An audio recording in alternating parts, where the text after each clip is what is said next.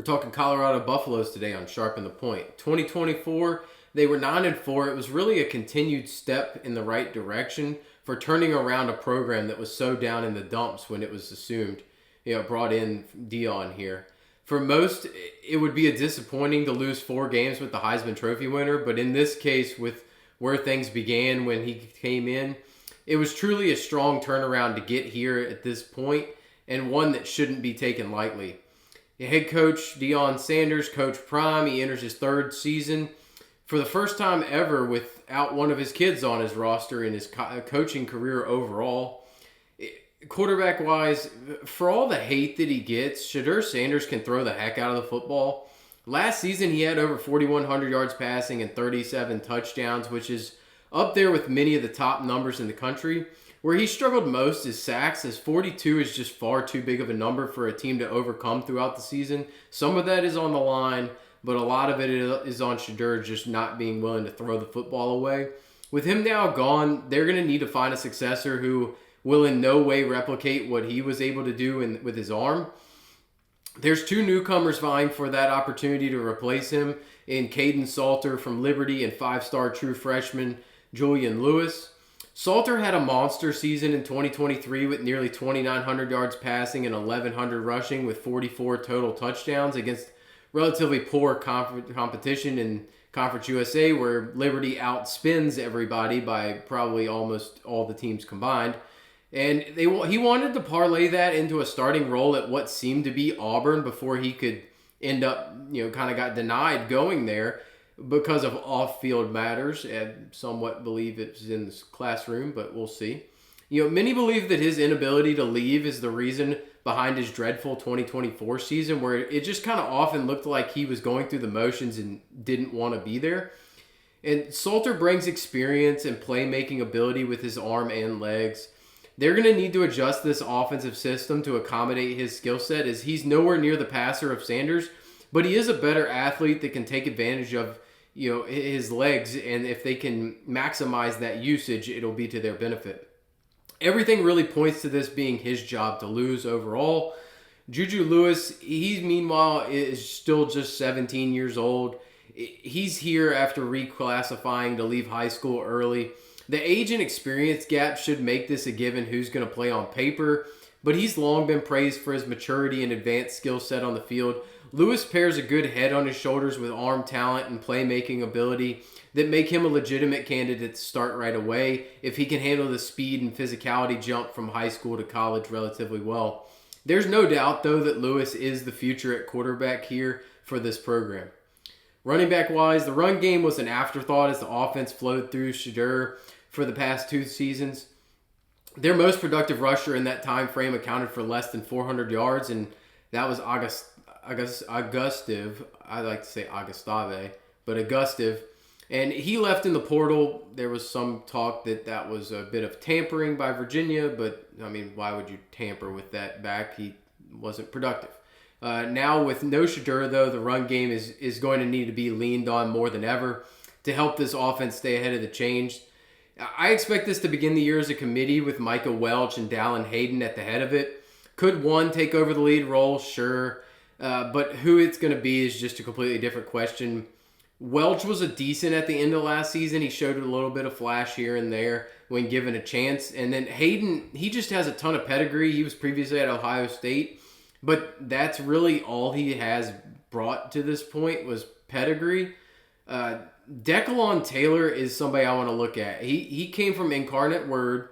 He may end up being the spark that this backfield needs. He's not going to be a bell cow capable of handling a big workload, as he's just 5'9", 166. But he is insanely fast, and he's a human highlight reel on the field. Taylor posted over 900 yards rushing and 9 touchdowns a year ago, while surprisingly not being used a lot in the pass game. He only had 22 catches there. I expect they utilize his skill set a lot more to get him in open space, and they're going to scheme him up for that, similar to what they did with Dylan Edwards a couple of seasons ago. New running back coach Marshall Faulk, he just has his work cut out for him here. I think that they are going to struggle to generate a solid run game without fully relying on Salter's legs potentially. Pass catcher-wise, the quartet of Travis Hunter, LaJohntay Wester, Will Shepard and Jimmy Horn, they were just absolute demons on the field. They likely kept plenty of defensive coordinators lying awake at night. Hunter had nearly 1,300 yards and 15 touchdowns, also almost 100 catches. On his way to being the Heisman Trophy winner, Wester still had another over 900 yards and 10 touchdowns. They were definitely the headliners. All four are now gone, and it's now time for the new talent to shine here. Omarion Miller is going to be the top option for me on this team. He's shown flashes of that ability with 2 games over 145 yards receiving in his career thus far. His biggest question is if he can stay healthy after a lower leg injury cut his season short a year ago. And then Draylon Miller, I think he takes over that primary slot receiver spot. He's a breakout candidate with playmaking potential through the roof. Miller is capable of lining up all over the field, including the backfield. He's very similar to Deebo Samuel, and he can create mismatches with linebackers and safeties. I think he's a chess piece that Shermer's really going to utilize to its fullest extent here. Joseph Williams comes over from Tulsa. He's going to round out the starting trio for me. He had an impressive stretch towards the end of his freshman season with nearly 400 yards and 5 touchdowns in a 3-game span. Williams can be dominant in the red zone, utilizing his size to make catches over defenders after he really wowed the staff in the spring. Tight end really hadn't been used much in this system other than a block, other than a small stretch with Michael Harrison. But Zach Atkins from Northwest Missouri State, he's likely the top option there. O-line wise, this unit gave up far too many sacks. Some of that is Shedur's fault, and they struggled to generate a push in the run game, but it was still an improvement from year 1 to year 2. They lose some guys and they added more from the portal, but there is talent here that could make it a better unit this season. Left tackle Jordan Seaton, he's the anchor and the clear building block for this line. I think he only continues to get better in year 2 while growing as a leader and being a stable presence for the new faces joining him. Seaton only allowed 2 sacks last season on his way to being named a freshman All-American. He was a high-end recruit for a reason, and he's already started showing it. Xylon Chrysler, he comes from Illinois. He's going to be at left guard next to Seaton after starting for the Illini most of the last 3 years. He's going to provide a quality veteran presence up front here. And then center became a bit of a mess with Zelenkus and Cleveland both transferring out. Cash took the cash and went to Texas Tech. They're going to now turn to Zarian McGill. He comes from Louisiana Tech to hold down the fort here. McGill's a battle-tested player. He started 27 games in his career. He's been particularly adept in pass protection, having allowed only 2 sacks and almost 700 pass sets. And then on the right side, Aki Ogunbiyi. He comes from Texas A&M. Philip Houston, they should be the starters. Ogunbiyi, he provides much needed size at that guard spot, and after having spent 5 years with the Aggies, he's going to look to use his final season of eligibility here. If Houston is healthy after his leg injury late last season, he's going to be without a doubt the starter at tackle. He would provide them with 2 solid bookend pieces regardless of who starts at quarterback. Defensive line-wise, the front 4 was much improved, getting more pressure on the quarterback and doing a much better job at holding up against the run. They just got absolutely gashed. They were the fantasy carnival, I like to call it. The year before, they just give up a ton of points, and they can put up a ton. They lose most of the top end of the rotation outside of Arden Walker. He was second on the team in sacks with 5. Walker's going to have to continue stepping up his game as more focus is going to be placed on him by opposing offenses with 2 of the top 3 pass rushers now gone. He was the second highest rated edge player in the conference last season, and a repeat's really going to go a long way to keeping this thing intact. Joining Walker on the outside should be Keaton Wade. He dealt with injuries in the spring, but is expected to have a major role in the pass rush this season. Last year, Wade missed the first 6 games, but he really did return with a fury. He tallied 105 snaps on the season and managed to get 4 sacks. Barring any more injury setbacks, I think he's really going to be a force on that edge. The big men in the middle are going to be 2 transfers, Jaheim Otis from Alabama and Gabriel Lightfoot from Fresno State. Otis seemed like he was going to be a star for the Tide over his first 2 seasons before he sat out much of last season in order to redshirt and transfer out. They're hoping the talent ultimately emerges here as he has really immense potential, and he's a big part of what they're going to have to do to stop the run. And then speaking of being a run stuffer, that is Lightfoot to a T. He's a 2-gap clogger. He just stuffs everything around that middle of the line, and he's going to look to do much of the same here that he did for Fresno State. Linebacker-wise, the second level of the defense was solid, not great last year, but it's been fully remodeled after a combination of portal defections and graduations renew nearly almost all of this room. They're going to need to build entirely from the portal to get their production. Martavius French comes over from UTSA, and Reginald Hughes at Jacksonville State. They're the clear top two here. French was a 2-year starter for the Roadrunners. He's coming off a big season where he had 80 tackles. Hughes also had a standout season last year with 83 tackles and 4.5 sacks. He was a first-team all-conference selection for them.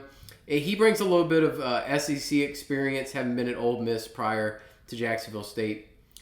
There is very little, if no depth, behind those two, though, and something's really going to have to give here. If one of them goes down, they're in deep trouble. Either they're going to have to play a lot of DBs on the field, or somebody's going to have to make a position switch here. They really lack the bodies here at the linebacker position to be able to trot out more than two at any given point. Defensive back-wise, on the back end, they were solid, mostly due to the play of Hunter being just an absolute ball hawk. He would bait quarterbacks routinely, and he won the Heisman in part because ultimately he is the Shohei Ohtani of football, playing both ways at an extremely high level. And with him, you lose the starting nickel and Shiloh Sanders. They're now all gone. There's plenty of bodies to replace here. Hunter's the only one for me that's really a big worry, as I'll be honest, they were better as a defense with Shiloh off the field. The stats say it. The stats show that they were better with Shiloh not playing. He made reckless decisions, abandoned his assignment, and he picked up too many dumb penalties, and it made it so that they were better statistically when he did not play. His injuries showed that last year. With Hunter moving on, cornerback DJ McKinney, he now becomes the top dog on the outside. He's the leader of this secondary. McKinney was really good at the other cornerback spot. He ranked near the top in both pass deflections and passes defensed, as ultimately teams decided to target him over Hunter. He's in line for another big season. I just don't think he sees the volume of passes come his way this year, as teams are likely going to prefer to pick on Colton Hood again instead. Hood really gained good playing experience last year, and he's primed for a big role this season. At safety, Tawfiq Byard, he comes from South Florida, and Carter Stoutmore, I think they pair up back there. Byard had a breakout season for the Bulls a year ago. He perfectly fits the mold of a hard-hitting safety, like both of the predecessors were here. Stoutmire, he split his time a year ago as more of a hybrid safety and corner, but I think he now settles into that safety position. Preston Hodge, he's going to regain that spot at nickel. He had a solid start to last year before he missed the final 4 games due to injury. He'll get that spot back. Looking at the schedule and outlook for this season, this is going to have a vastly different look on offense with everything that is now gone, leading to a more balanced attack. Salter's legs combined with whatever they get from the backs is going to need to produce for this offense to hum. I do like the weapons on the outside, but we know they are not on the level of what was here previously. So it'll be interesting to see how this offense performs. And then I'm going to continue to say it. Without Shiloh, the secondary is going to be in better shape.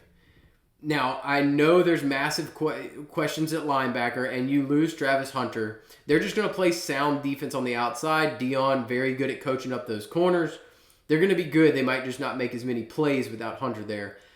Ultimately, it's the questions at linebacker that are a huge concern here. They made massive strides from year 1 to year 2 with the addition of Livingston as the defensive coordinator. And the expectation would be to make another jump, but with everything they lost, they do look susceptible against the run to open the year specifically. Schedule-wise, Georgia Tech, I think this is a loss. A healthy Haynes King is a dangerous one, and with what they bring back, they're going to be tough to defend, specifically with the offense, and I think this offense for Colorado is going to take a second to get humming.